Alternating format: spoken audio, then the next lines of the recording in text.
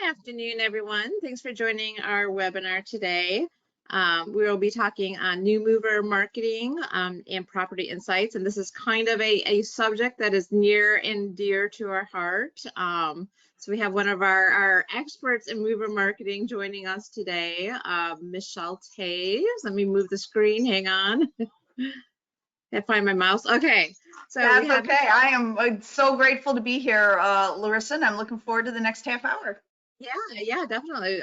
We've done a couple of webinars, Michelle, in the past, and you've talked about mover marketing, but I'm really excited about this one. We have some fresh insights and some really cool things that we're doing around property data. So yeah, I'm really excited. So let's get the ball rolling.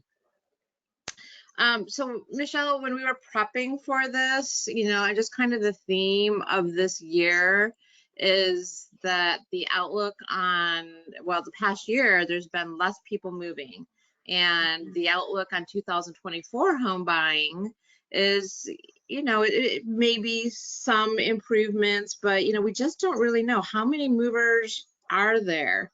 Mover marketing is still so important. And with a smaller pool of people moving, you really want to make sure that you have the best programs in place and are doing what you can to target them. So, we thought it would be great to start off with some of the trends that we're seeing. I'll let you kind of, dive in, Michelle, but I thought some of these stats that we found were just really interesting from some of the economists out there. Yeah, I couldn't agree more. We've had a lot of conversations across the industry on mover marketing. What's the right thing to do, since the audience, often audience is thought of as king in our industry, and since the audience is a little bit smaller, I think that typically you can plan on about 6 million movers a year, and I believe in 2023 we're probably going to end up somewhere between 4 and 5 million. Compared to the 6 million. Obviously the economy, interest rates, none of that is really like creating a really great story around why somebody would want to move. And so what we're still seeing though is we're still seeing a lot of people migrating, like certain states are still really big. And we're still seeing a lot of people migrate from like more expensive states to, some of the other kind of like less expensive states. But the thing that really stuck out to me is for everyone to just understand that even though there's a smaller audience right now, that audience is almost more valuable, because if somebody is moving through all of these hard times, then they really have to move, right? They're moving for a particular reason, whether it's retirement, whether it's a job change, whatever that reason will be. They're not moving just to make a couple bucks on their home, right? Because that's kind of been taken out of the equation a little bit.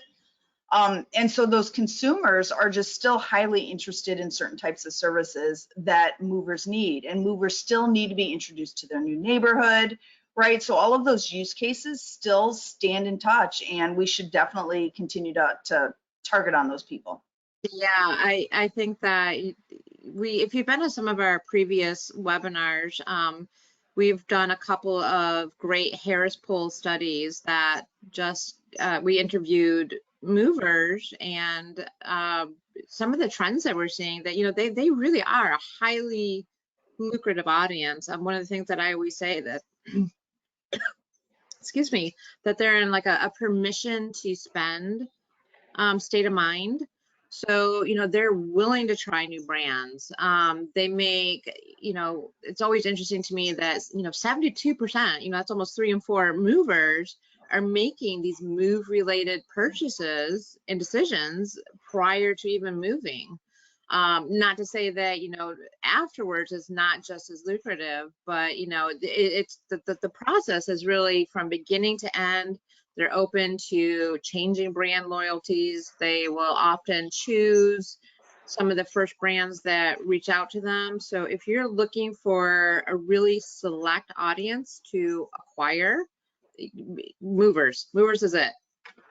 Any comments on that, Michelle? No, I just totally agree. It's funny whenever we look at this slide, Larisa, because I always look at the 11K on items and services, and to me, that's lower than what we see for sure, because when you think of when you're moving, there's just certain things that you absolutely need to buy, right? Like you need moving services, you need to be able to get to your new place.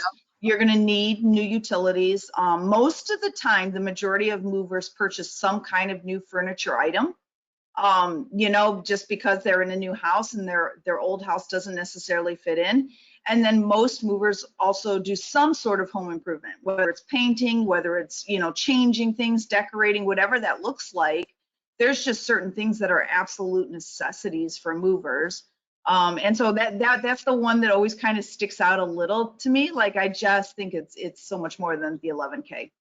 You know what's interesting too, kind of a funny side note, but just think of all how many pizzas have I ordered in the past when I've Yeah. moved? I mean, there's things like that, you know, as those habits are changing over that move process. You know, people are ordering out more, or they're doing other things. So there's a lot of things that are, yeah, that they're trying and spending money on.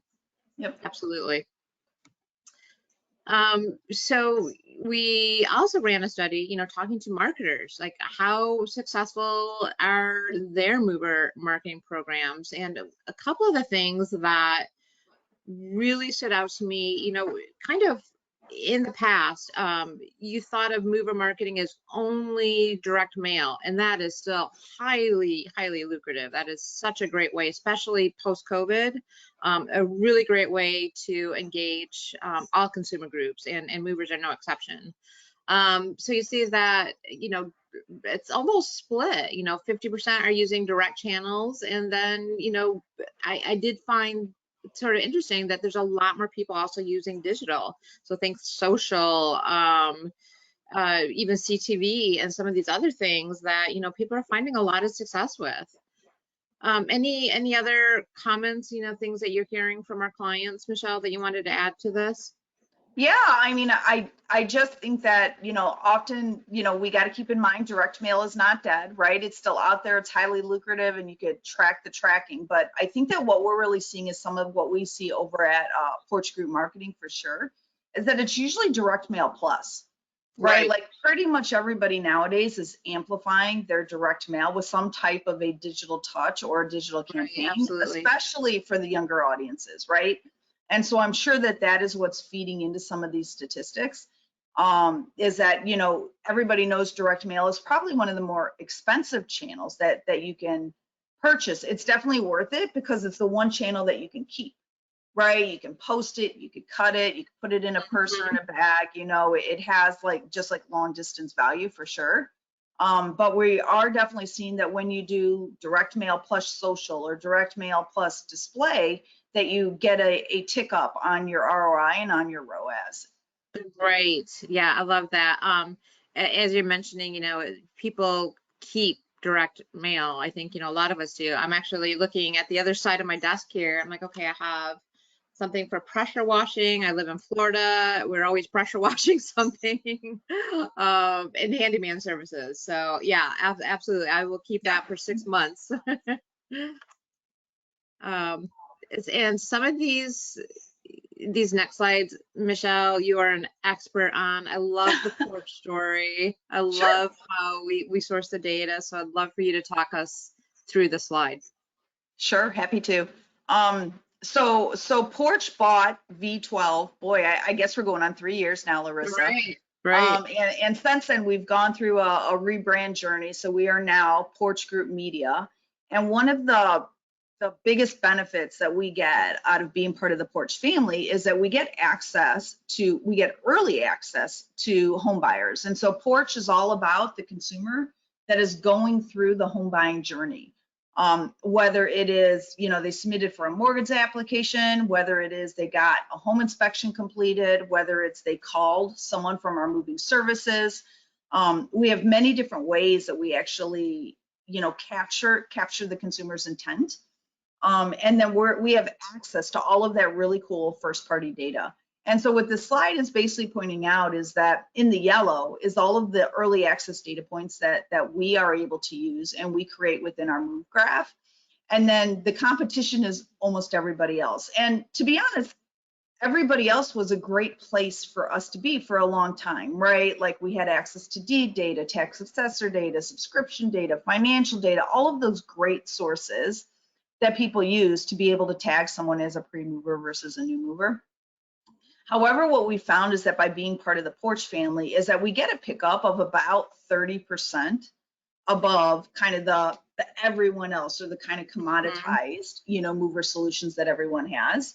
And because of that, we are able to contact that consumer earlier. So we find that utilizing our data that we have access to gives us somewhere around a 14 to 17 window before it is falling on in any of the other kind of pre-mover or Oh, mover yeah. sources.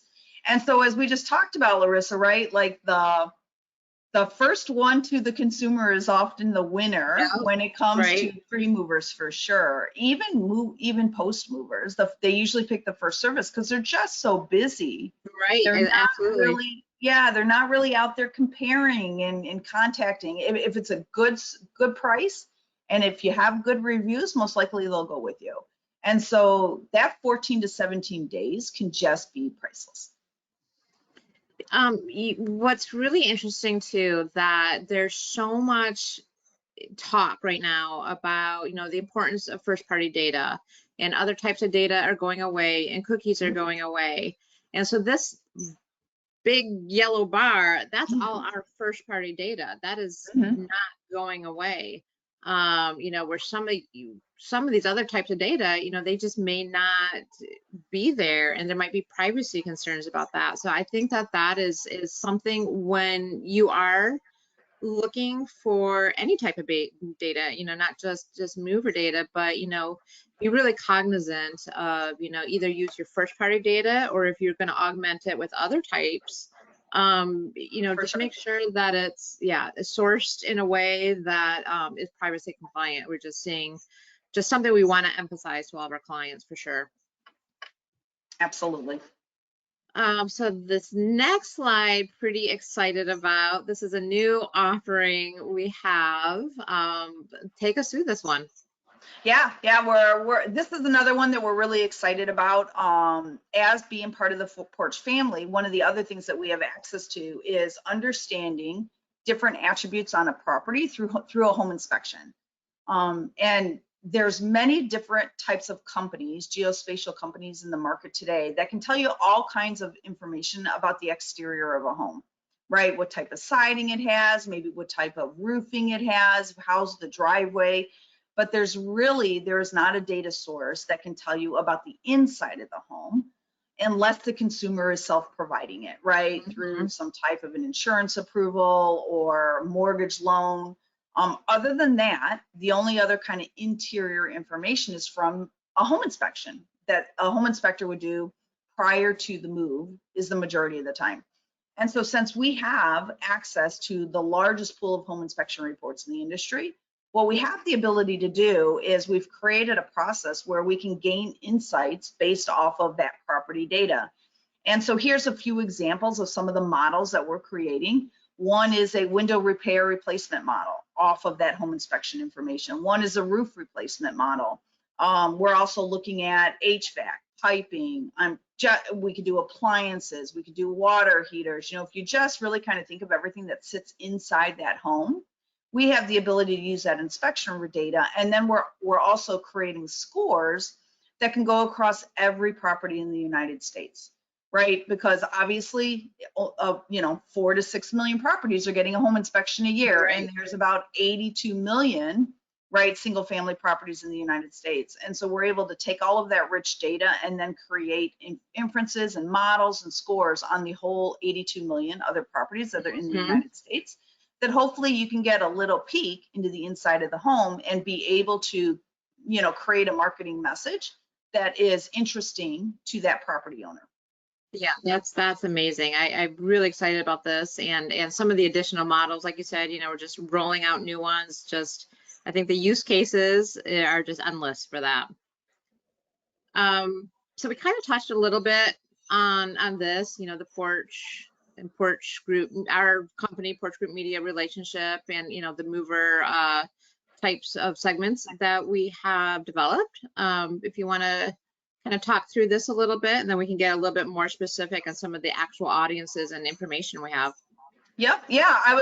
I mean, this basically just covers similar to what we were talking about as our story is that we have the Right. ability to take in all the early access porch information, and we take that in and we structure it in with our, kind of like, I don't know if I would call it our legacy sources for pre-mover and post-mover, which is all around deed data, subscription data, financial data. Mhm. And then we combine it all together into something that we call Move Tech in order to be able to we start the move journey. And if you want, you go to the next slide. We started Yeah. all the way from the beginning of when somebody is out there researching for a home all the way till when they, close on that home and they're living in there for the next 12 months.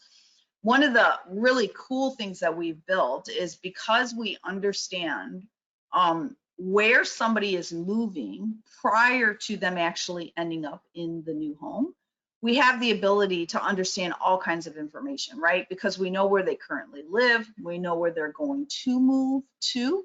So we can do things like tell you who's moving long distance. We can tell you Yeah. who's staying in the same city.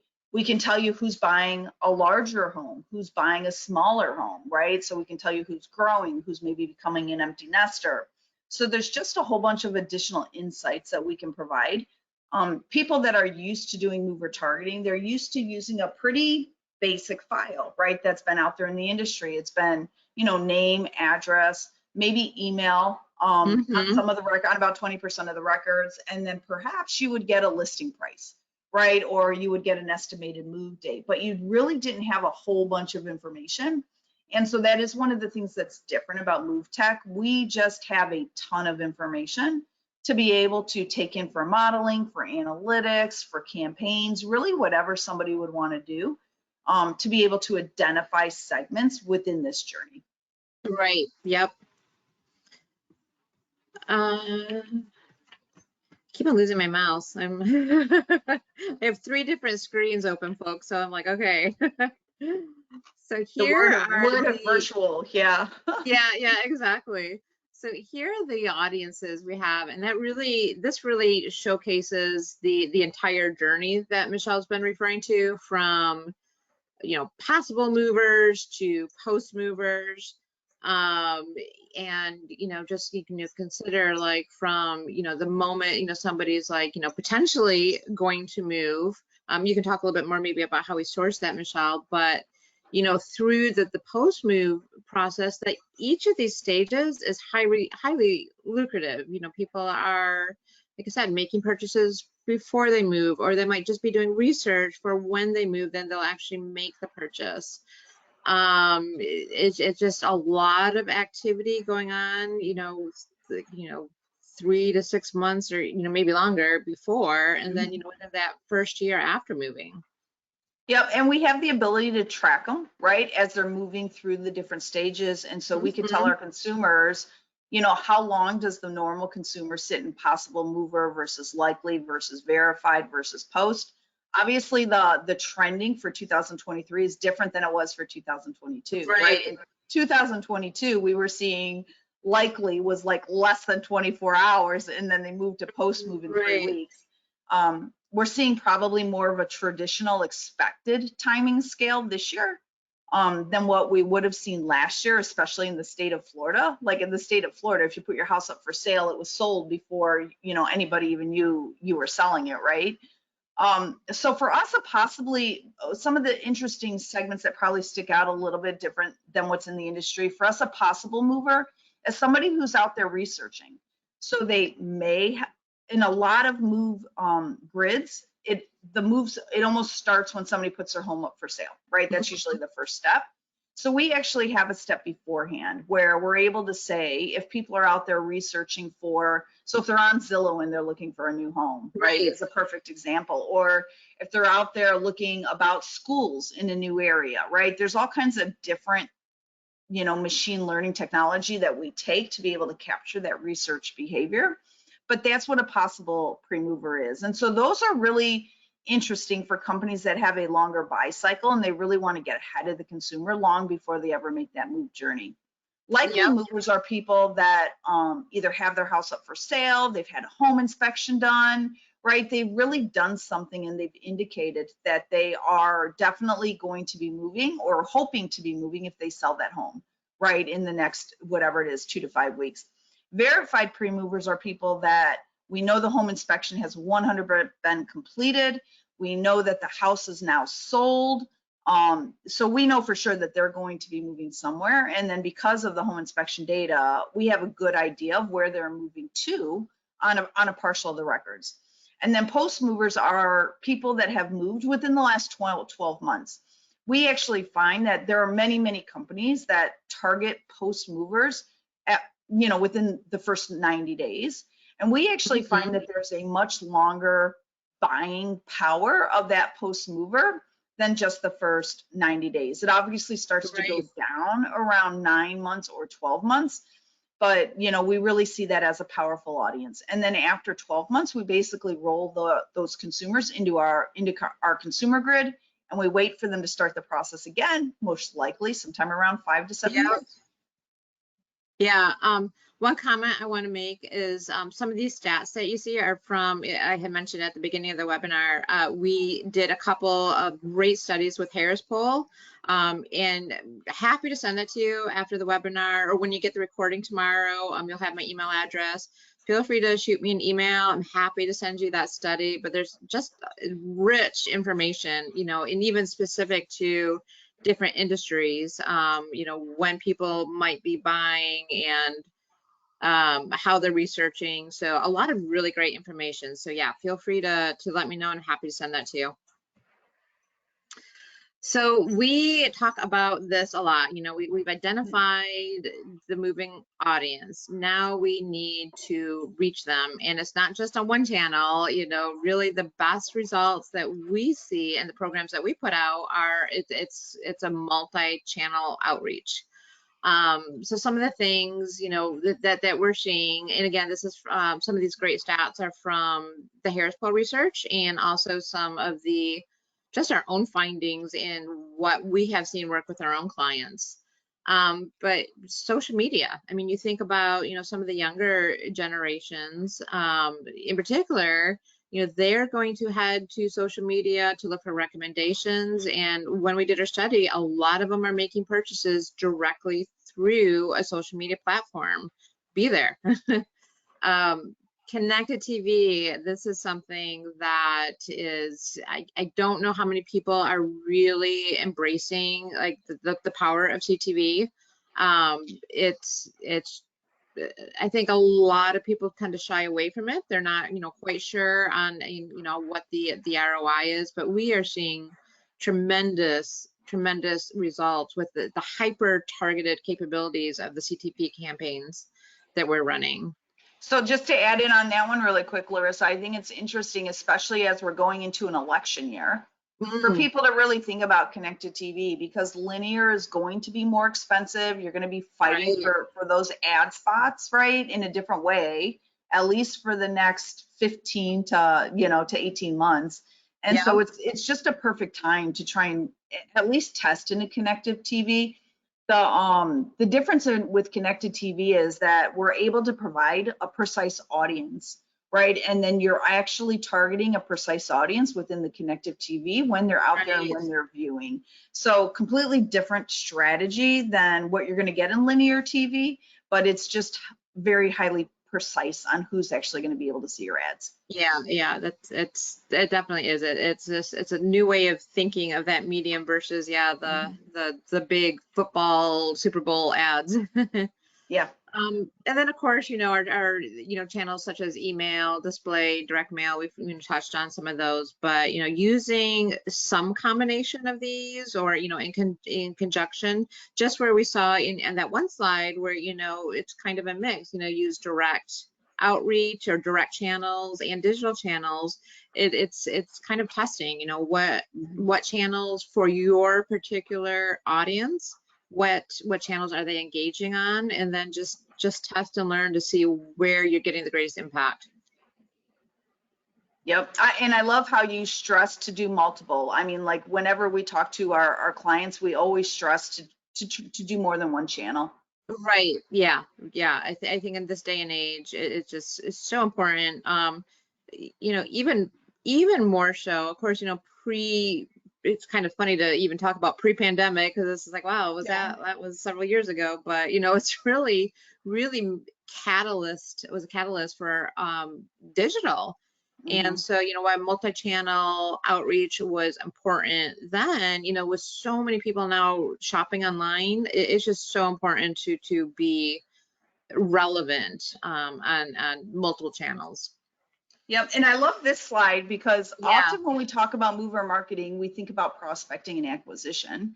Um, However, a big part of mover marketing should also be just retaining your customers.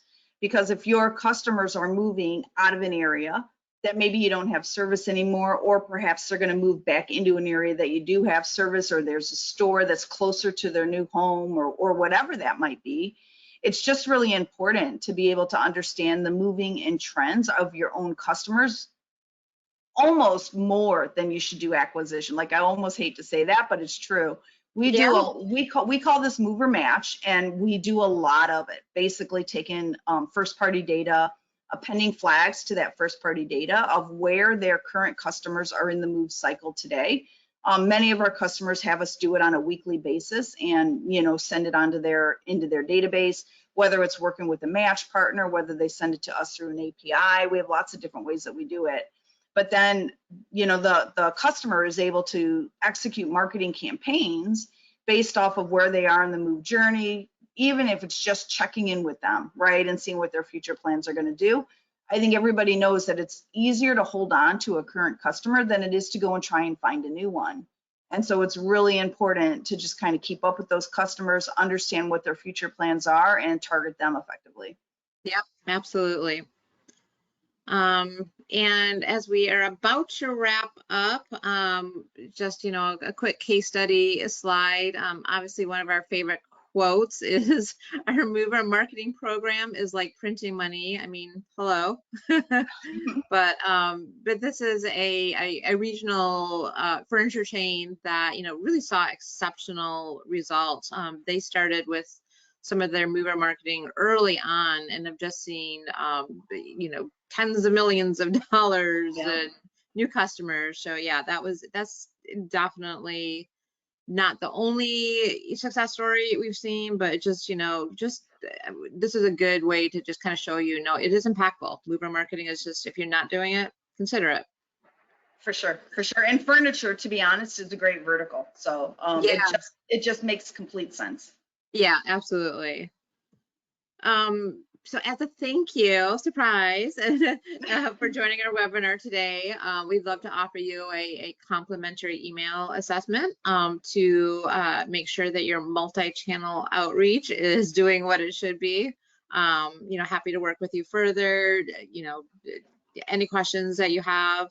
I know we're close to time, but if you have a couple of questions for me, we can get to that still. If you want to, again, reach out to me tomorrow. If you have any other questions, I'm more than happy to take those then. We did get one question that already came in. This one is, as a retailer for home goods, what would be the best way for us to leverage property insights? So that's interesting because there's a lot of different retailers for home goods.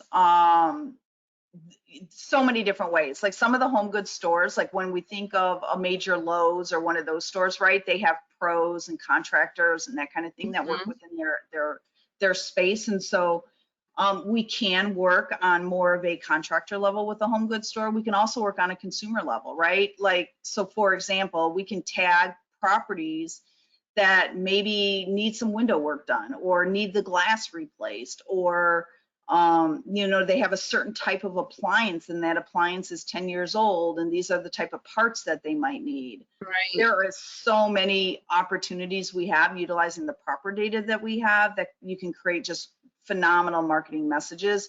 I think HVAC has been a real popular one for us, and also looking at like water heaters and location of water heaters. Right. So many different options. So just really depends on if you're looking to push home services, if what is your top thing and your top priority Yeah. as a partner. Yeah. There's a lot of different data elements that, just, we can get creative. For sure. I think we are at, yeah, that is a wrap. You know, it's always great to kind of, you know, talk on mover marketing. And I thought it was interesting, you know, Michelle and I were discussing at the beginning when we were planning this, it's like, you know, there's been a lot of changes in the economy and there's less people moving. And, you know, we were excited, of course, about the property insights that we have, but you know, it's just something that is not always top of mind, I don't think, for marketers. And you know, it's fun for us to talk about. Yep. We do have a couple of other webinars that we have scheduled. I think we have a couple more for this year yet. We have one on, maybe that's the next one, is audience segmentation. And then we have in January, we have a couple of more on like email, and what else do we have? Direct mail one. So stay tuned. Sounds great. Yeah, and thank you. Thank you, Michelle. It's always fun talking to you. See you next And time. yeah, thank you all for joining us. Hope you have a good one.